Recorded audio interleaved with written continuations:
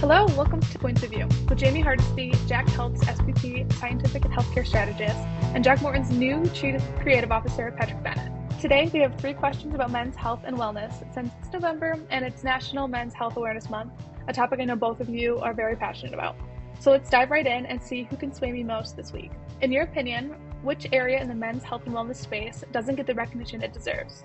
I'm going to go with men's mental health, right? I think that it's been getting more kind of play as of late, but there's still like such a long way to go. Like we're not even close to where we need to be on this conversation. And then as you like dig in a little bit deeper, I think black and brown men's mental health is even further away from where it needs to be. And as a black person myself, who certainly shoulders a lot of stress, I could use a little help. Give me some help, Brant. All right. Well, I'm going to go with men's workplace stress and burnout. I think this is one that, we think about, but we don't talk about it. Nearly half of all men report feeling burned out. It hits younger men, men under 40, particularly strong.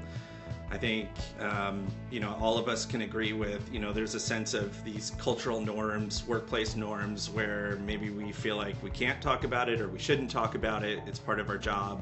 It's something that we need to do a better job of making sure in the workplace that we normalize these conversations because it really does impact people across the board. Question 2. Men's health and wellness brands often leverage humor in their campaigns, but there's countless of other ways to make a message resonate.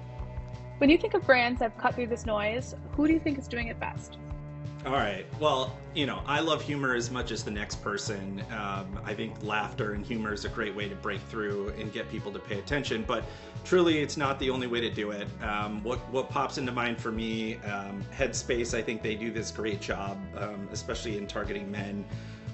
They have this very calm, relatable, brand architecture, visuals, and it speaks to challenges, and they sort of talk about themselves in a way that is relatable for everyday people. They have this great campaign, Everyday Headspace, and one of the ones I loved was there was this dad who was trying to put his baby to sleep, and it was stressful, and put his headbuds in and was like listening to a sleep cast, and I think things like that, putting it in the context of where a moment that a man experiences it can actually do something for, goes a long way for brands.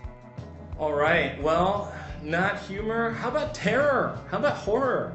Hey, come on, let's go. Scare me straight. I don't know. I think if you want to break through, it's really hard because a lot of brands are doing a lot of different work, and some of it's really great. I was kind of joking about terror, but maybe not. I don't know. I think ambition is an interesting one. I think in the women's space, they use ambition a lot. And maybe we don't use that for men a lot because we kind of think, well, they've already got everything going on. But I think ambition and helping us achieve our goals and really being in there, the trenches with us, I think that would be different, I think. Question 3, our final question. In what ways can men's health and wellness brands use experiential marketing to communicate their story and deeper consumer engagement?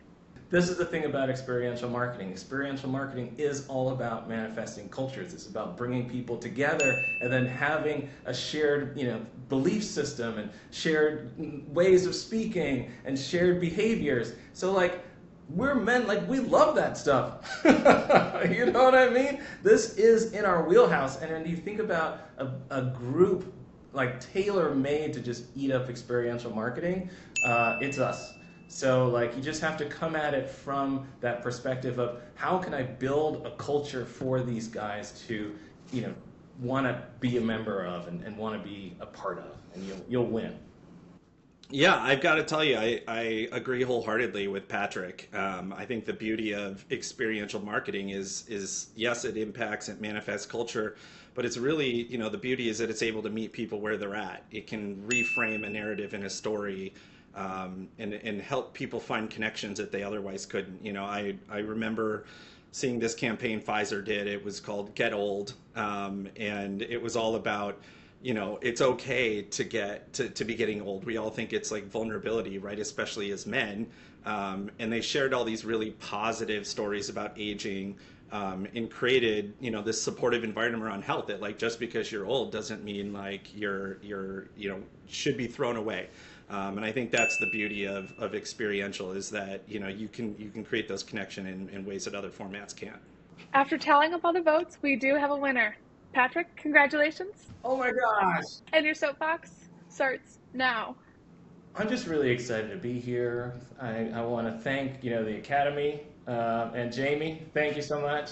Cam, thank you for having me. In the health space, like I said, more than any other, we have an enormous opportunity to connect with people more deeply, an enormous opportunity to create experiences that, yes, meet them where they are, and also build these amazing cultures. And all we need to do is put ourselves in our audience's shoes. If we do that, and recognize that there are a whole bunch of hurdles that we need to jump through when we're in this space, but if we start there and work our way back, we're going to make really compelling work that moves the needle for the brands, but more importantly, for our audience. Well said. Thank you guys. That's all for today, and thanks for watching this episode of Points of View with Jack Health. See you next time.